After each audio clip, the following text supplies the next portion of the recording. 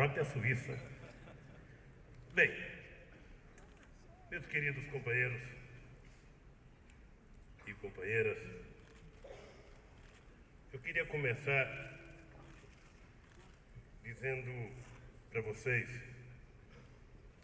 que eu talvez seja o único ser humano do planeta Terra que agradeça as derrotas que tive. Eu, de vez em quando, agradeço a Deus por ter perdido algumas eleições e ter permitido que eu chegasse à presidência da República com uma construção política mais apurada, com companheiros melhor formados. Agora não quero, não, querido. É que eu pedi um café quando eu estava na mesa, o café chegou agora, e se eu tomar agora vai queimar a língua, meu filho. Guarde para depois. Dê o meu para o governador Eduardo Campos aí, que ele vai tomar prazerosamente.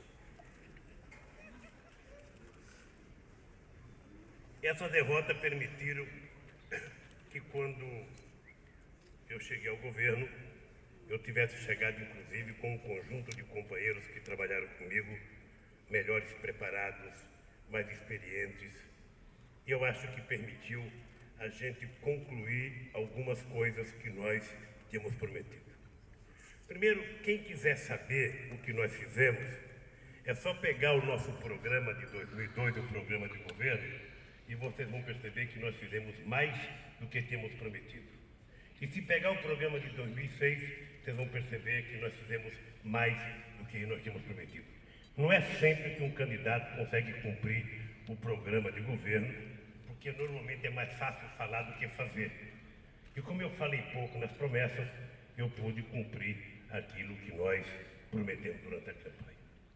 A segunda coisa é que quando eu tomei posse, dia 1º de janeiro de 2003, ou melhor, antes do discurso de posse, eu disse que eu ia começar fazendo aquilo que era necessário, depois eu ia fazer aquilo que era possível, e quando menos esperasse, nós estaríamos fazendo o impossível.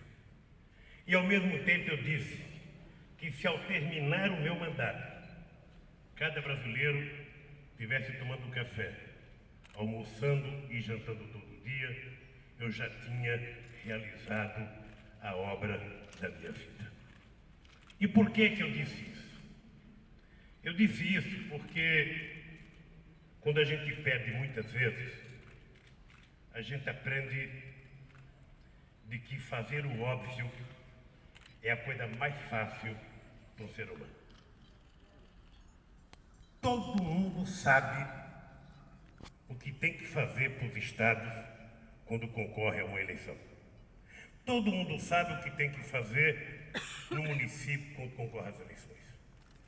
E por que muitas vezes, depois de ganhar as eleições, as pessoas não conseguem realizar aquilo que prometeram? Por uma segunda razão. Está cheio de gente que faz campanha e durante o processo de campanha, a coisa mais valiosa na campanha é o pobre. E a coisa mais desprezível na campanha é o rico. Você não vê um candidato falar bem de banqueiro ou falar bem de grande empresário. Eles falam mal. Agora, o pobre, se pudesse vender ações nas bolsas de valores os 15 dias que precedem as eleições, a bolsa de valores tinha chegado a uns 150 mil pontos só na última eleição. O que acontece é que depois que as pessoas ganham, as pessoas têm que prestar contas não ao pobre. As pessoas prestam contas a outro tipo de gente, que muitas vezes é aquele que participa mais diretamente da sociedade organizada e que pode lhe cobrar muito mais do que muitas vezes o pobre, que não consegue nem sequer a Brasília. Então, esse é um paradoxo do processo eleitoral brasileiro.